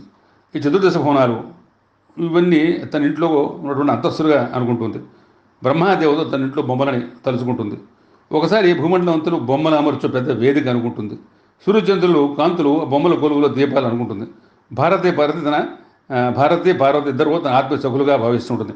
అమర ముత్తదువునై ఉండవచ్చును వరుసకు సవుతులెవ్వరు లేరు, విలయంగ అశ్రంత విభవమీతని ఇల్లు శృంగార చందన శీతలుండు, కలగడెన్నడు శుద్ధ కరుణ్యమయమూర్తి విమలుండు గది శిశవింపవచ్చు, నిరినాడి తిరగడు నిలుకడ గలవాడు సకల కార్యములందు జడతలేదు, సాధురక్షకుండు షడ్వర్గరహితుండు నాథుడజ్జనేని దడపనో, ఇతడే భర్త ఎనుచు ఇంటి సరోజాక్షు పుష్పదాకం దామకమును పూజ చేసే. పాలసముద్రం నుండి లక్ష్మీదేవి తన చుట్టూ దేవత అందరినీ చూసింది. చివరికి విష్ణువుని కాంచింది. అనుకుంది విష్ణువు వరిస్తే వైకుంఠంలో దేవతలు ముత్తైదవై ఉండవచ్చు, సవతులు కూడా ఎవరు ఉండరు. తన నివాసం అశేష సంపన్నమైన ప్రసిద్ధమైంది. సుందర స్వరూపుడు, చందనం వల్లే తెల్లనైన వాడు, ఇప్పుడు కూడా కలత చెందడు, శుద్ధమైన కరుణామయుడు, నిర్మలుడు, మాట తప్పనివాడు, స్థిర స్వభావుడు, ఏ కార్యం అందు కూడా మరి అలసత్వం చూపించడు, సాధు రక్షకుడు, కామక్రోధాది షడ్వర్గ రహితుడు, ఇతన్ని చేరి సేవించవచ్చు. ఇతను నాథుడైతే చక్కగా అన్ని కూడా రవింపగలడు. ఇతరే నా భర్త అంటూ ఇందిరాదేవి ఆ మెడలో పుష్పాన్ని మరి విష్ణుమూర్తి మెడలో వేసిందనమాట. మోహరుచుల వలన ముద్దయ్య తల ఎత్తు, సిగ్గు వలన బాల శరము వంచు, ఇంతి వెరగు వలన ఎత్తదు వంపదు, తనదు ముఖము ప్రాణదయతు చూచి. శ్రీహరి ఎందు ఇష్టం మొహంగలు వచ్చి ఆ ముద్దురాలు తల ఎత్తి చూచింది. తిరిగి సిగ్గు తెర వంచుకుంటుంది. ఆశ్రమ నిశ్చేశ్రయపనాడు వలము చూచి తన ముఖము ఎత్తదు దించదు. అది చూచిన సిరి చూడదు, సిరి చూచిన హరియు చూడ సిగ్గును బొందున్, హరియును సిరియును తమలో సరి చూపుల చూడమరుడు సంతటి శక్తిని. శ్రీహరి ఆమె వైపు చూసినప్పుడు శ్రీదేవి చూడదు. శ్రీదేవి అతను పలకరించినప్పుడు వంక చూసినప్పుడు శ్రీహరి చూసినప్పుడు సిగ్గుపడతాడు. హరి స్త్రీ ఒకే మారు చూసుకున్నప్పుడు మన్మధుడు సందడి చేశాడనమాట. అప్పుడు తర్వాత వీళ్ళిద్దరిని కూడా చూసిన తర్వాత జగముల తండ్రి తనరు సౌరి జగంబుల తల్లి ఇందిరందగవ నురబందు దల్చెనట, తత్కరుణారస దృష్టిచే ప్రజల్మగుడగతుంటి భంగి అతి మంగళ సాధిపతిత్వ సంపదంతె గటిన లోకముల్క నిరనేక శుభంబులు పొందిరత్తరిన్. జగాలకు తండ్రి అయినటువంటి శ్రీహరి, జగాల తల్లి అయిన శ్రీదేవిని తన వక్షస్థులకు ఉత్తరించాడు. ఆయన కరుణారస దృష్టిచే ప్రజలు పూర్వం వలె అతి మంగళకరమైనటువంటి ఆధిపత్యాన్ని, శ్రీ సంపదలు పొంది అనేక శుభాన్ని పొందిన గలవారు. చావులేని మందు చక్కగా మనే గబ్బె అనుచు గడవ అసురు ఆచికొనిన వెరచి సురలు హరికి మొరలు వెట్టిరి సుధాపూర్ణ ఘటము పోయననుచు. అమృత కలశం ధనవంతరి ఉద్భవించింది అక్కడ. అసురులు ఆ కలశాన్ని అతని చేతులు లాక్కొని పోయారు. ఆహా, చావులేని ముందు మనకు చక్కగా దొక్కింది అని గంతులు వేశారు. దేవతలు భయపడిపోయారు. అయ్యో, అమృత కలశం పోయిందే పోయిందే పోయిందే అనుకుంటూ శ్రీహరితో మొదలు పెట్టుకున్నారు. తర్వాత ఇక్కడ మరి లక్ష్మీ కళ్యాణం అయిపోయిన తర్వాత అక్కడ పోయిన తర్వాత ఏం జరిగిందంటే, అక్కడ చివరికి మరి తర్వాత పోయిన తర్వాత ఇక్కడ వీరు మహాలక్ష్మి కరుణాకటాక్ష సరస్వతి ఆనందించారనమాట. అందాలాసేటువంటి ఆ తర్వాత అక్కడి నుంచి ఇంకా మరి ఆయనకు తథాస్త్రం కూడా విశ్వాసం చేశారు. బ్రహ్మరుద్రాలతో స్తోత్రాలు చేశారు. పుష్పవర్షం కురిసింది. మహాలక్ష్మి కరుణాకటాక్ష కృష్ణాలు సోకిన వారందరూ సుఖసంపదలతో ఆనందించారు. అసూయద్వేషవశాలతో పడిపోతుంటే అసురులు ఆమె యొక్క అనుగ్రహానికి దూరమైన వారే దుఃఖాన్ని పొందారు. తర్వాత వచ్చింది అందాలు రాసినటువంటి వారుణి కన్య. ఆమె రాక్షసులుగా పడింది. ధన్వంతరి అనే విశ్వాసగల ద్వీపురుషుడు వచ్చాడు. అతడు వైద్య విద్యానిపుడు. అతని చేతులు అమృత కలశం ఉంది. దాని అసురులు అతని చేతులు లాక్కుని పారిపోయారు. అమృత భాండాన్ని అసురులు ఎత్తుకుపోవడంతో దేవతలు దాంతో హతాశులైపోయారు. దాంతో విష్ణుతో మొరపెట్టుకున్నారు. మీ అభ్యర్థన నెరవేరుతుందండి అని చెప్పి విష్ణు వాడికి అభయం ఇచ్చాడు. అంతర్ధానం అయిపోయాడు. అమృత కలశాన్ని ఎత్తుకుపోయిన అసురులు పట్లేంత ఆతృతో నేను ముందు నాకంటే నాకు ముందంటూ వాళ్ళంతా కలహించుకోసాగారు. వాళ్ళు కొంతమంది బుద్ధిమంతులు దేవతలకు కూడా కొంత భాగం ఇవ్వాలన్నారు, కానీ ఒప్పుకోలేదు. ఈ విధంగా మొదలైన గందరగోళం విష్ణుమూర్తి మోహిని రూపధారి అయి రంగప్రవేశం చేశాడు. ముల్లోకాలను సమూహం చేసే రూపలావణ్య విలాసాలతో విశ్వమోహనాంగి జగన్మోహిని అసురుల గుండెలను గుబాలనిచ్చింది. వారంతా వెంటబడి, సుందరి ఎవరు ఇవ్వు, ఎవరు దానివ్వు, ఇదేమంటే త్రిలోక సుందరి మేము ఇద్దరు చూడలేదు, మేము ఎవరి వారమో తెలుసా, కశ్యప దిల్ సంతానం వారం, దేవతలు మా సోదరులే, అయినా బలహీనలు కనుక మాకు సేవలు చేస్తున్నారు. ప్రస్తుతం ఈ కలశంలో ఉన్నటువంటి పదార్థాన్ని మాలో మేము పంచుకొని తగుదలు ఆడుతున్నాం. నువ్వు వచ్చాక కనుక అందమైన చేత్తో స్వప్రభేదం లేకుండా మా అందరికి కూడా సమంగా పెంచబెట్టు, దేవతలు మేము 2 బారులుగా కూర్చుంటాం అని అన్నారు. అతనికి మొహం చెప్పింది, దానవీరులారా, అంతకత్తలను అసలే నమ్మరాదని పెద్దలు అంటారు. వారి మాటలు తేనెలు ఉరుగుతూ ఉంటాయి, వారి ఆలోచనలు ప్రమాదాలు తెలియజేస్తుంటాయి. నన్ను మీరు విశ్వసించండి. మరి విశ్వసిస్తుగా అంత అది మంచిది కాదేమో, మీరు ఆలోచించండి. అయినా ఎంత సహాయం చేయమని కోరుతున్నారు, కాబట్టి తప్పకుండా సహాయం చేస్తాను, శక్తి వంచన లేకుండా అని చెప్పి మర్మం లేని మాటలపై అసలుకు నమ్మకం కుదిరింది. అమృత కలశాన్ని ఆమెకు అందించారు. ఆ యొక్క మరి అవివేకులు ఆమె చిరునవ్వులు చిందిస్తూ ఇలాగంది, మీరు పంచిపెట్టే పద్ధతికి అవునని కానీ కాదని కానీ అనకుండా ఒప్పుకోవాలి అనగానే వారంతా సరే అని చెప్పి వాళ్ళంతా ఒప్పుకున్నారన్నమాట. ఒప్పుకున్న తర్వాత ఆ మోహిని రూపంలో ఉన్నటువంటి అవి పొలిండ్లపైనున్న పయ్యత జారించి మెల్లన చక్కనొత్తు తళుకును గంట ఫలకంబులొలయించు ఒలగించి కెంగేల ఉజ్జగించు గడు మెరంగులు వారు గడకన్నులల్లార్చు అల్లార్చి రెప్పల అండగొలుపు సవరనిద రహాస చంద్రిక చిలికించి కెమ్మోవి చెక్కుబరుచు దళిత ధంబిలకు సుమగంధంబురెరపు కంకణాది ఝణంకుతుల్ కడలు గొలుపు ఒడలి కంతులు పట్టులే కులుకుమారు సన్నవలి నుంపు మయ్యద చౌకలింపు. తర్వాత పారింట్లపై పైదని చారుస్తూ ఉంటుంది, దారిని పైదని మెల్లమెల్లగా సవరిస్తూ ఉంటుంది. తడుకు చెక్కిళ్ళను ముంచేతూ సరిదించుకుంటుంది. మెరుపులు చెందుతూ కనుకను ఎపరిస్తూ ఉంటుంది. మందహాసంతో వెన్నెల్ని గురిపిస్తూ ఉంటుంది. అధరాలను నొత్తుకుంటూ ఉంటుంది. విడిని కేశబంధాన్ని సుగంధ పరిమళాన్ని పరుచుకుంటూ ఉంటుంది. చేతి కంకణులు అందీలను ఝణంకుతులతో మరియు బలిపపు చిరుజంగులతో తన విహారాలను చూపిస్తూ ఉంటుందన్నమాట. అసురుల కమృతము ఓయుట పొసగదు పాములకు పాలు పోసిన మట్కిన్ దొసగకు నంచును వేరుగా దశను కూర్చుండబెట్టె దేవాహితులన్.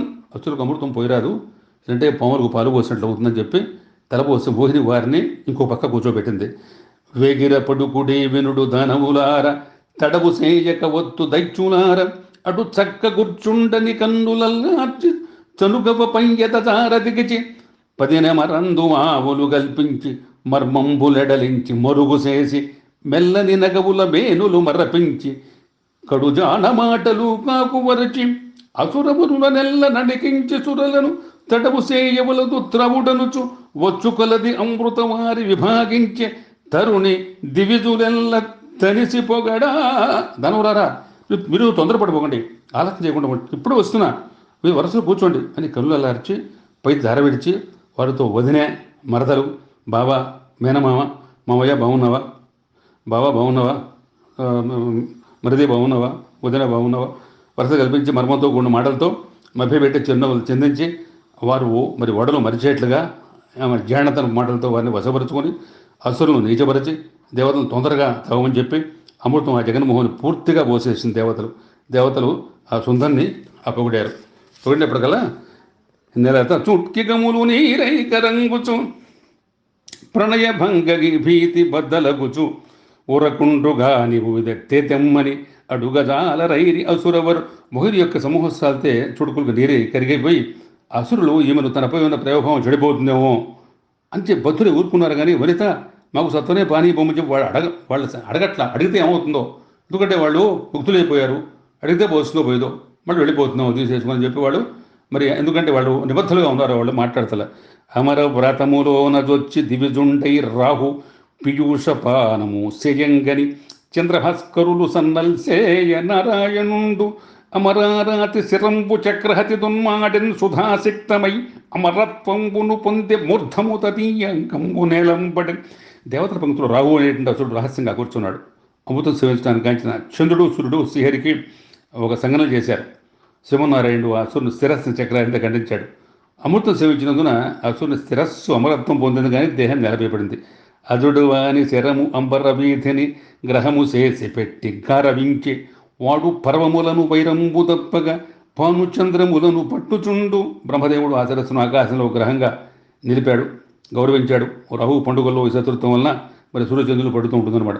ఒక బొట్టు చెక్కకుండగా సకల సుధారసంబు అమర సంఖంబులకు ప్రకటించి పోసి హరి తన సుఖరాకృతి దంచి అసుర సూరులు బెగడన్. ఒక్క చుక్కైనా మిగుల్చకుండా అమృతం అంతా కూడా దేవతల సమూహం పోసి ప్రకటించి శ్రీహరి మోహరూపం విడిచిపెట్టి అసురు వీళ్ళంతా భయభ్రాంతులుగా తన నిజ రూపాన్ని దాల్చాడు. జయముల అపజయముల సంపద లాపద లని చలిత దీపకాంచముల చంద్రకళలు మేఘచయముల తరగలు మెరుగుల మరవరి జమిట్టి పడకు. దేవాల సంగ్రహంలో తన నోడించు సూర్యదేవి కాసుమా అని ఇంద్రుడు దిప్పిపడుగా బలిచక్రవర్తి అన్నాడు.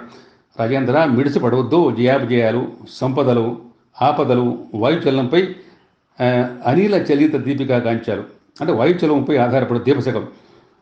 పైన వాయువు వస్తే దీపాలు ఆగిపోతాయి. ఒకప్పుడు ఆ గాలితోనే ఆ దీపాలు తరుగుతూ ఉంటాయి. చంద్రకళ లాంటివి నిలకడగా ఉంటాయి, మేఘాలు వంటివి తరుగుతూ ఉంటాయి సముద్ర జల్లు. అందుకని చెప్పి గర్వపడకమని చెప్పి బలిచక్రవర్తి మరి ఇంద్రుడితో మరి దెప్పి పొడిస్తే ఆ ప్రకారంగా అన్నాడనమాట. భవించి కొందరు బ్రహ్మంబునేవని తలపోసి కొందరు ధర్మమనియు చర్చించి కొందరు సతసతీశ్వరుడని సరవి కొందరు శక్తి సహితుడనియు చింతించి కొందరు చిరతడుండవ్యుండు ఆత్మతంత్రుడు పరందధికుడనియు తొడరి ఊహింతురు తుది అద్వయద్వయ సదసద్విశిష్ట సంశ్రయుడవేవు తలపు ఒక్కెంత వస్తు భేదంబు గలదే కంకణాదుల పసిడి ఒక్కటి యుగాదే కడలు పెక్కైన వర్ధి ఒక్కటి యుగాదే భేదమంచును నేను వికల్పింపవలదు.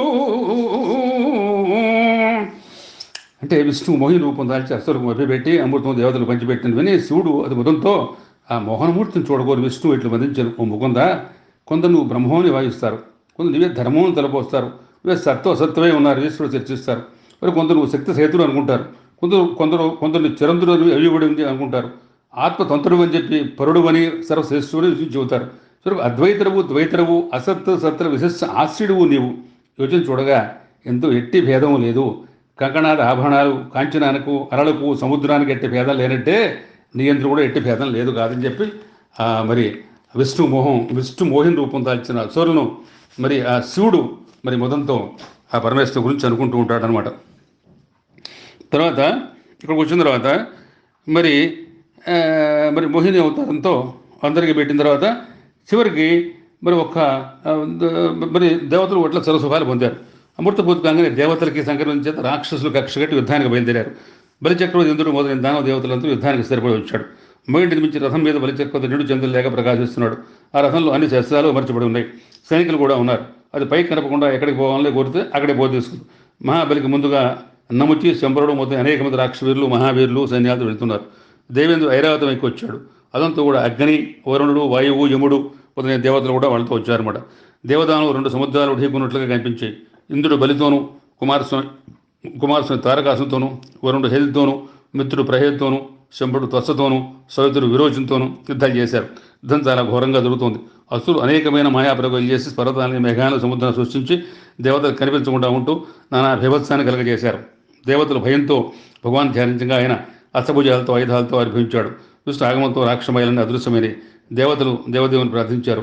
కాలనేమైనటువంటి అసురుడు గరుడు పైకి బల్యం వేశాడు. విష్ణు ఆ బల్యాన్ని రాక్షస విసరగా వాడు చచ్చిపడ్డాడు.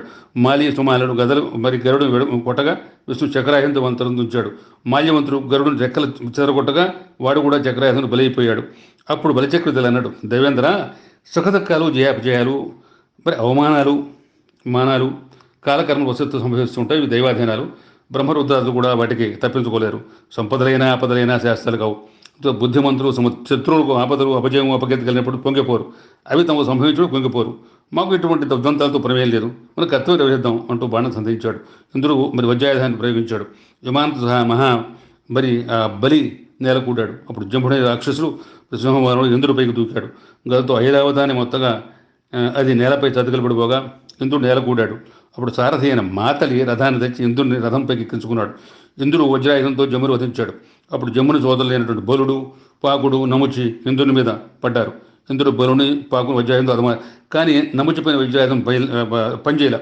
అప్పుడు ఆకాశవాణి చెప్పింది, ఈ నముచి పొడిగా ఉన్నటువంటి వాటితో కానీ తడిగా ఉన్న వాటితో కానీ చావు రాకుండా సంపాదించాడు వరం అని చెప్పి, తడి పొడి కానంటే సముద్రపు నొరగలో వజ్రాయుధను ఉంచి నముచిని వధించాడు ఇంద్రుడు. ఇక భయంకర యుద్ధాన్ని ఆపుజేయమని బ్రహ్మకోరగా దేవత యుద్ధాన్ని విరమించారు. మిగిలిన రాక్షసులు దెబ్బతిని బలిచక్రం తీసుకుని వెళ్ళిపోయారు. శుక్రాచార్యుడు మృత సంజీవని విద్యను రాక్షసులు బ్రతికించాడు. తత్వజ్ఞాని మహాబలి ఓటమితో చిరునవ్వుతో స్వీకరించాడు. బలిచక్రవర్తి అది తీశాలి.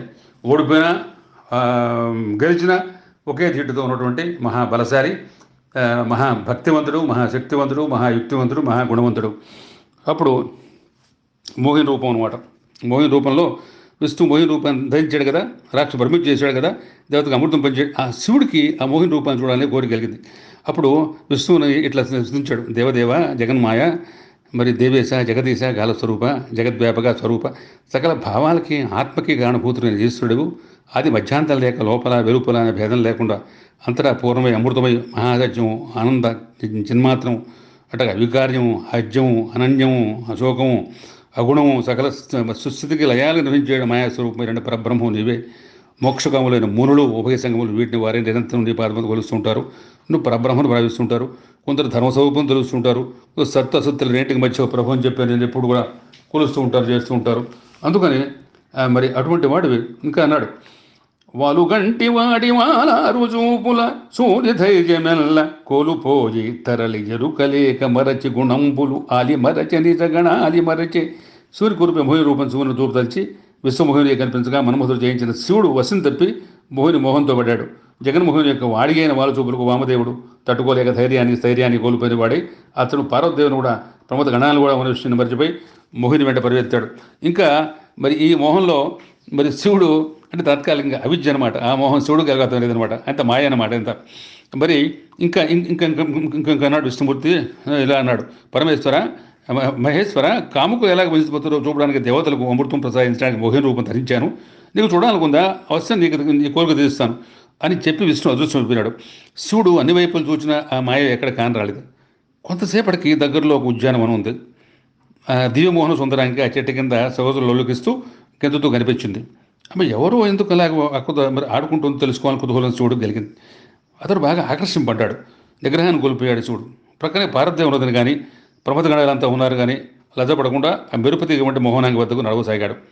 బంతితో బంతివాలి గెంతుతూ, ఆడుతూ హేలు చూపుతూ, బంతి చేతులు జార్చివేసి దాని వెంట పరిగెత్తుతూ మరి బయటను జార్చుకొని సిగ్గు నడుస్తున్న సుందరం చూసి శివుడు మంత్రముగ్ధులు కూడా తన మధ్య మరి దంతరా చెడగొట్టుకున్నాడు అనమాట. కాము గెలవచ్చు, కాలారిగావచ్చు, మృత్యుజయము కలిగి మెరియవచ్చు, నాడు వారి చూపుటం పరగెలువంగ వశము కాదు త్రిపుర వైరికైన. కాముని మన్మథుని గెలవచ్చు, యముణ్ణి, కాలుణ్ణి, అణచవచ్చు, మృత్యుంజయుడి శోభిలవచ్చు. కానీ స్త్రీల యొక్క చూపు శరము ఆ గెలిచడానికి ఆ త్రిపుర సంహారైనటువంటి అరుణుడికి శివుడికి కూడా వశం పడుతుందా? ఎలమిన్ దైత్యులనాడు రూపమున మోహింపించి పీయూషమున్ చలిత పన్నులకన్ సురోత్తములకున్ జక్కన్ విభాగించి నిర్మల రేఖన్ విలసిల్లు శ్రీ విభుని తన్మయ వధూ రూపమున్ తలతున్ బ్రుక్కుతు ఆత్మలోపన హృదధ్వాంతోగ్రదీపంబుగన్. ఆ సుగుడు అంటున్నాడు, ఉత్సాహంతో అసురులకు స్త్రీ రూపం సంమోహనం చేసి అమృతాన్ని దేవతగా పంచిపెట్టి నిర్మల వెలుసుల శ్రీనాథుని ఆ మాయా సౌందర్యమైన రూపాన్ని మదిలో పాపాంతకారం తొలగిస్తుంది.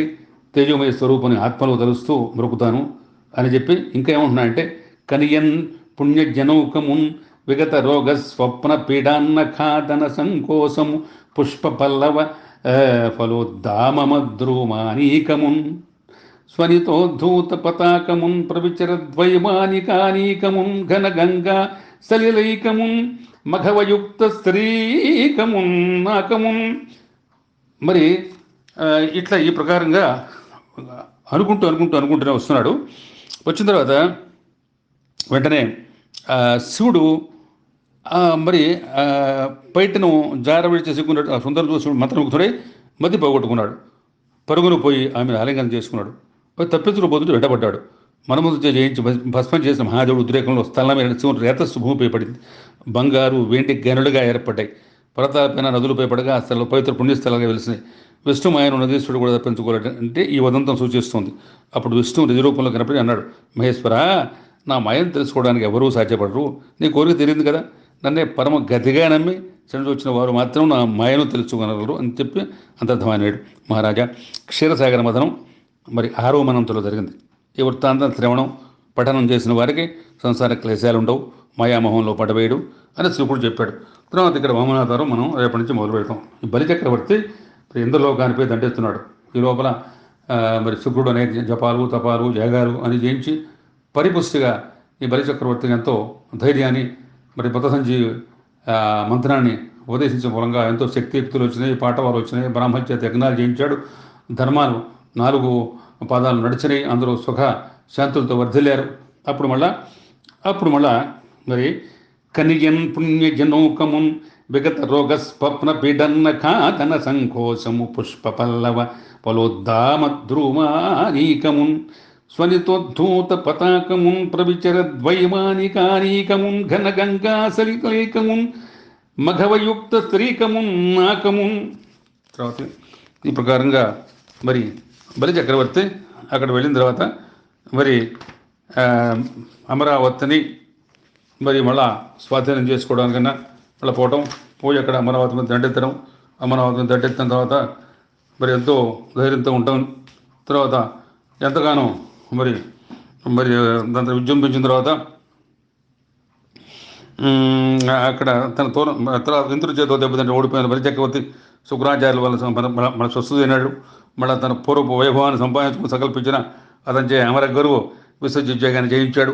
హోమకుండ నుంచి ఇంద్రుని గుర్రాలంటే గుర్రాలు కూర్చోబడి బంగారు రథాన్ని ధ్వజంతో ఆవిర్భవించినాయి. ధనస్సు అక్షయమని అమ్ములు పొది దివ కవచం కూడా వచ్చినాయి. బ్రహ్మదేవుడు వచ్చి వాడిపోని పుష్పహారాన్ని ఇచ్చాడు. శుక్రాచార్యుడు మంచి శంఖాన్ని ఇచ్చాడు. ప్రతి గురువులకు బ్రాహ్మణులకు తాతగారి ప్రహ్లాదం నమస్కరించాడు. వారు ఆశీస్సులు పొందాడు. దాంతో ఆయన యజ్ఞం సాగిస్తున్నాడు. అది మన విషయం అంతా కూడా మనం ప్రస్తావించుకుందాం. ఇప్పటిదాకా మోహిని అవతారం, మోహిని రూపంలో మనం ఇక్కడ మనం గజేంద్ర మోక్షం విన్నాం. అంటే కూర్మావతారం కూడా మనం శ్రవణం చేసుకున్నాం.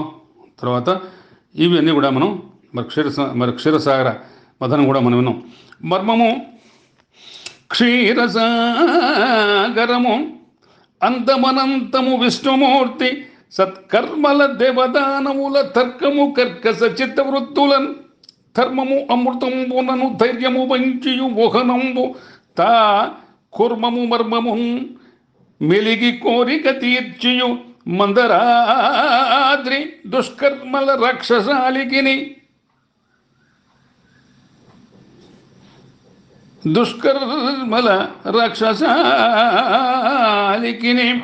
శక్తుని గుర్చను మాయ నింపియున్. వాళ్ళ శాస్త్రిని కూర్చోడనమాట. దుష్కర్మల రాక్షసాలికిని శస్తిని గుర్చను మాయ నింపియున్. క్షీరసాగర పదంలో మరి కూర్మంగా ఉండి మందపర్వతం ఎత్తి మందపర్వతం కవంలాగా ఆ వాసుకి త్రాడులాగా తనే మొత్తం వెళ్ళి ఒక బంతిలాగా పైకెత్తి అవతారంబున కూర్మమై అసుర సంహారంబు పాలంబుగా భవమున్ బాపియులోక పాలకుడు సౌభాగ్యంబు కూర్మంబుగా జపమున్ అమృతమందజేసి సురకున్ శ్రవ్యంబు ముఖంబు తా అవనిన్ మొహిని రూపమందియును వైశాలియున్ దైత్యాలిన్ ప్రమోదించియున్ అవనిన్ మోహిని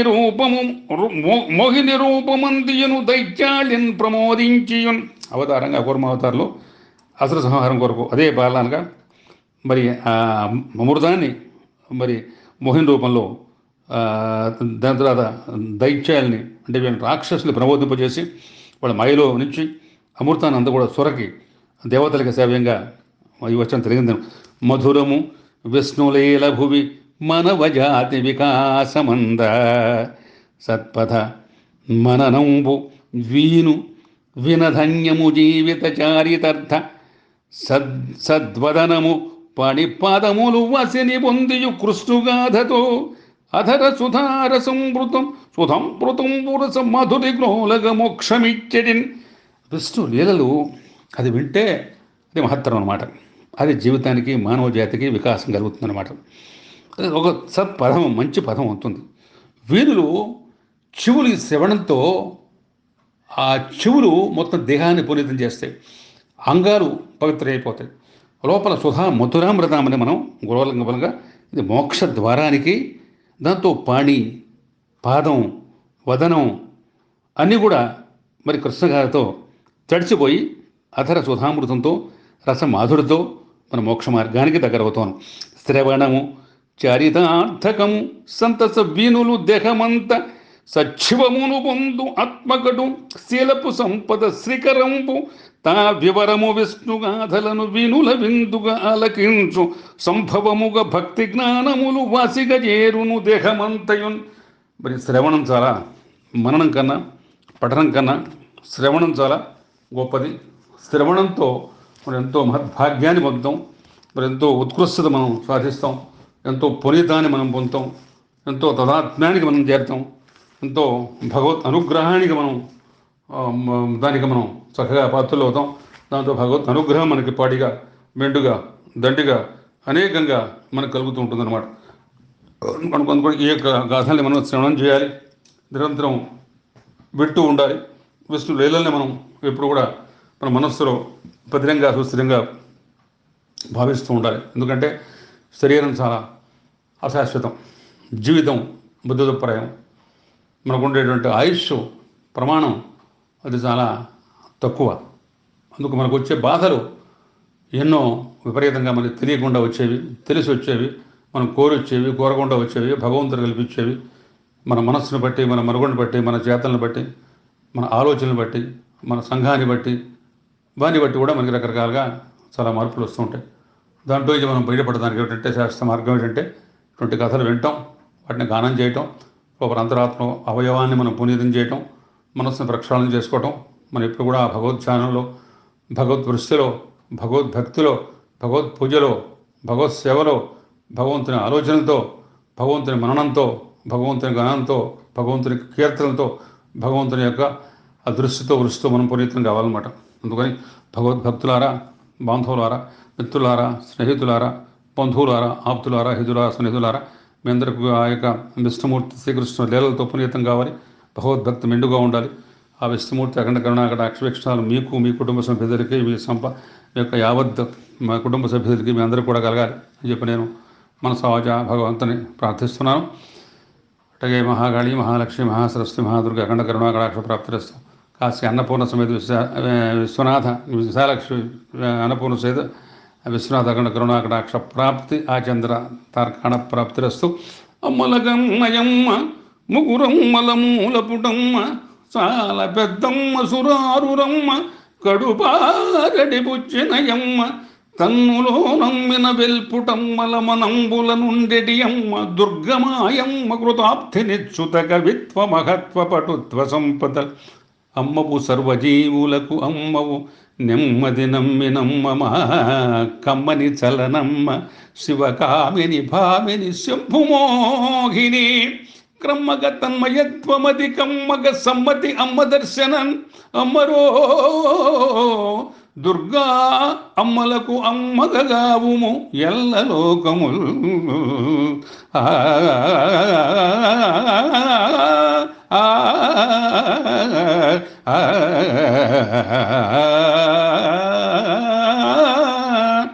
ఇది మనం ఏంటంటే పద్యాలతో ఆ భగవంతుని ప్రార్థిస్తున్నాం, పద్యాలతో ఆ భగవంతుని చరణాలకు సమర్పిస్తున్నాం, పద్యాలతో దండ మనం కూర్చి ఆ భగవంతుని మెడలో వేస్తున్నాం.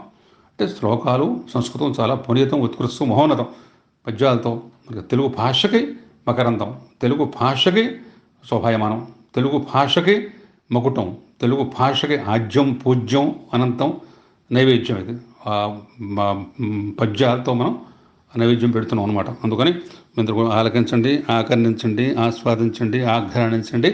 మరి మనస్సులో పునీతంగా ఈ యొక్క మరి చక్కగా భగవద్భక్తిని మీరే కాకుండా అందరూ కూడా ఇచ్చేటువంటి ఆ మహంత అవకాశాన్ని కలింపజేయండి. అందరూ కూడా మీ అందరూ కూడా నాకు ప్రోత్సాహం ఇచ్చినటువంటి అనేకులకి నాకు వాళ్ళందరూ కూడా మన సమాజక్రమణ నా శుభాభివందనాలు, శుభాశీస్సులు, శుభాకాంక్షలు తెలియపరుస్తున్నాను. జై హింద్.